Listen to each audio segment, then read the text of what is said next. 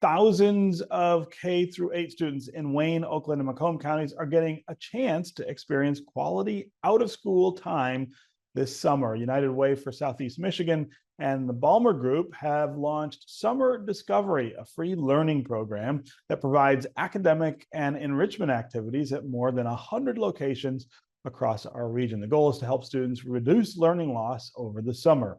I learned more about the program from Jeff Miles, United Way's Vice President of Community Impact, and Jametta Lilly, who is CEO of Detroit Parent Network. Jeff, I'm going to start with you. Tell me about this program. It is for kids K to 8, and I think every parent who would hear about this would get a smile on their face about the idea of not losing what your kids learn in one school year over the summer before the next school year. We all worry about that all the time. And having a safe place for them to go. Let's not forget about that as well. But no, this is for rising kindergarten through 8th graders. So those going into 1st grade and 9th grade. Summer Discovery, it's a great partnership between the Ballmer Group, United Way, and Building Impact, who's a national partner who's helped implement this program in New York City and Indianapolis, and have been great helping us get this set up in Wayne, Oakland, and Macomb here. But yeah, it's really about preventing that summer learning loss, addressing some of the gaps that we see in our educational scores across the states, and is really geared at providing both academic enrichment and then other enrichment like sports, music, art, STEM activities like robotics and coding, and giving children really, again, that safe place to go this summer and really help prevent that summer slide. Yeah. So I can remember as a kid here in Detroit, you spent summers at the rec center. Right? You spend summers at the rec center on the tennis courts or on the basketball court, whatever they had there in the pool. And you would go there in the morning and you would stay all day, right? You would go home at 5 or 6 at night and they would feed you lunch. I mean, it really was the place that everybody could kind of be. And there was lots of stuff to do there, of course. Talk about, though, how different. I mean, that's 40 years ago.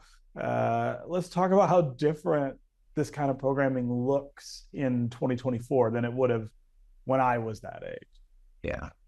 No, and absolutely, that's the kind of experience we're trying to replicate and augment again through that academic curriculum. But this is really about meeting families and schools and communities where they're at and giving them some say in the types of programming that's going to make sense for the families that are going to come and visit their programming. So there's a lot of flexibility in how schools and community-based organizations can implement this. We can provide transportation now as part of the funding that Ballmer has provided for this partnership. And again, really trying to both do the English language arts and the mathematics, but make it a fun and engaging experience. So it is 8 hours a day. They are on site in person, and schools and community-based organizations had to commit to at least 20 days. So again, a good chunk of the summer geared at both academics and all those fun things that we like to do as children ourselves. Yeah. Jametta, in Detroit, of course, as I point out, we used to have rec centers, don't have as many, and it's always a struggle to try to find things for our kids to do in the summer. Talk about the impact of this kind of programming here. Well, I think so. First off, if I could take a little liberty there, you mentioned about when you were in school. So when you and I both were in school 100 years ago, when we were just just before we were born, all throughout Detroit, we had wonderful after-school programs. We had recreation centers that were open. And so it's really this result of not only the investment that Ballmer and United Way are making, but also that happened back in the legislature, people recognizing that all children should have access to quality out-of-school time experiences. And having good education and good out-of-school time shouldn't be dictated by the zip code that you live in. Yeah. So one of the things that I know our parents have really been expressing over and over that they're so excited about is that many of the providers are people that they always wanted to have continuous summer programming with. Some of them, in fact, do have out-of-school time available through either the state or previous grants, but they didn't have the funds for the summer. So this has been a marvelous opportunity for continuity because it's those out of school time providers who got to know them during the school year, know some of their challenges, and now can be involved with them with all some of the wonderful things that we've just mentioned, from art to science to STEM. And really, so importantly, our children get an opportunity for enrichment experiences that a lot of our families simply cannot provide. They're able to get that through those quality folks and the fact that transportation is involved, because that is one of the most identified kind of complexities that our families are always addressing. Yeah, I was gonna ask about that, transportation, especially here in Detroit. But I want to go back to something else that you said, which is that this kind of connects with the programming that's already in place for people during the school year, and that's also changing here in Detroit. I mean, we're doing better at providing opportunities, finding ways to create programming, and, as you point out, get kids to it. Transportation is a huge part of that. That's, I mean, you can't do anything in Detroit and make it real unless you're going to provide some way to get there. Yeah. And so, you actually hit one of those equity issues. So it doesn't matter whether we have universal pre-K, whether we have marvelous college to career programs. The reality is that in many families, you've got children that go across different age groups and different schools. And they may or may not have transportation, or they have one car. And how are you going to get someone? You can get your toddler to a preschool and then your high school student to somewhere else. So transportation is really vital. And it's not only vital, and it's been built into this program. What we're saying to our families and to parents in particular is their voices are important to let everyone know how important not only the out of school time is for their children, but it gives them the opportunity to breathe, continue to go to work. And frankly, I think some of the most outstanding out of school time programs are those that are very intentional to engage parents, so that very much like when I can remember being at Thurko Elementary, everything that we did at school or after school also was part of parents, families, and community. That's one of the dynamics that we're certainly excited to see. Some providers are doing more of that, but we certainly need more, that we're enriching children for the whole child, whole family approach. Yeah. Jeff, let's talk about the support for this and how it kind of comes together. And you got some good news recently about it continuing, isn't that right? Yeah. No, this year we have over 19,000 students enrolled in Summer Discovery Program.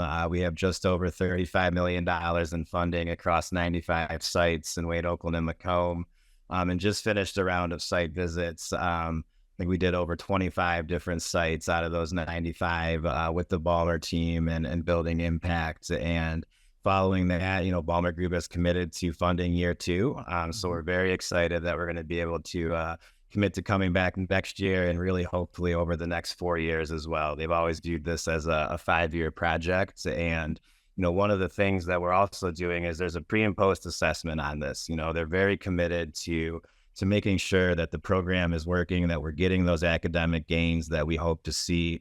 And what we'll tweak the program as we go along. This is really our first year. It's going to be a growth year. We're going to take all the data, the feedback from parents and students, as well as that pre and post data, and just continue to refine and make the program itself better, make it easier for schools and CBOs to implement, and really, again, to Jametta's point, just try to provide that most enriching whole child, whole family experience that we know is so desperately needed in our region. Yeah. Talk about how this connects to the other work that United Way is trying to do specifically with our young people in Metro Detroit, not just in Detroit. I mean, we've got real needs all over the region.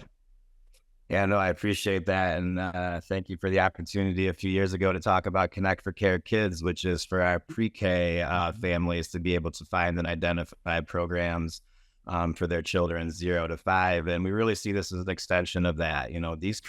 These years are so critical to the development of our children. And so we really see this as a continuum. And United Way always tries to figure out where the gap is in that social safety net and out of school time and aftercare, summer programming.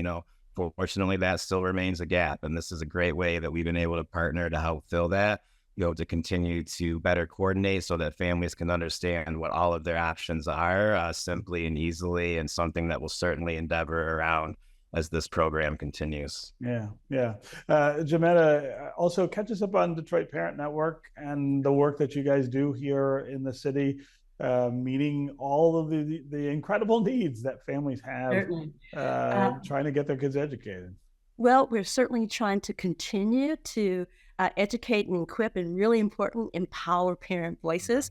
But not only just here in Detroit, we just are really excited because we've had the opportunity from new funding from the state to take the good works that we've been doing in Detroit Wayne and now begin to share those collaboratively in other communities, whether that's Pontiac, Ypsilanti, Grand Rapids, all the way up to someplace like Traverse City. Because the reality is that the needs of parents don't change. What we need to do is have an infrastructure and advocacy. The other thing that I want to be sure to share is, while just like United Way, we're advocating and doing parent-to-parent work around early literacy, healthy families, college and career, we're also doing a lot of work around advocacy. In fact, our parents were part of the work of going and meeting with legislators to educate them about the importance of equitable funding in outer school time. We've had our parents not only going to Lansing, but to Washington, D.C. to uplift how important education and investing in education and transportation, mental health, and all the things that our children really need to thrive. I would love to share one thing, and of course, United Way was involved in this. Just recently, we had the first part of 60,000 books in the D have come into a grant from Alina, $1 million worth of books. Wow. And our 313 Reads Community Literacy Coordination and Coalition has been part of that. United Way has been fundamental. And we have probably about 50% of the 67 entities that receive some of those books are out of school time providers. Oh, wow. There you go. So it's cool. So now not only can children come and read books and be excited, but you've seen it. And Jeff, I know you have too. And Stephen, there's nothing like when you give a child a book and they say, "Is it mine?" And you say, "Yes, darling, it's yours." And not only when you finish reading that one, we've got some more for you. And with DPN, when we do literacy, we also make sure that there's literacy materials for the family. So it might be a journal. We even will send home a Wakanda Forever comic book because we need to have reading at different levels. And so we're very excited about the work we're doing collectively, and how getting 60,000 books into the hands of children is really important, because that's part of the continuum of enrichment that children need to have. And parents will learn how it makes a real difference when children have books that are accessible to them. Yeah. Okay, Jeff Miles, Jametta, Lilly, congratulations on the work, and thanks for being here on American Black Journal. It's a joy. Thank you. Always. Yeah. Thank you. And thanks for helping get the word out to our families. Absolutely.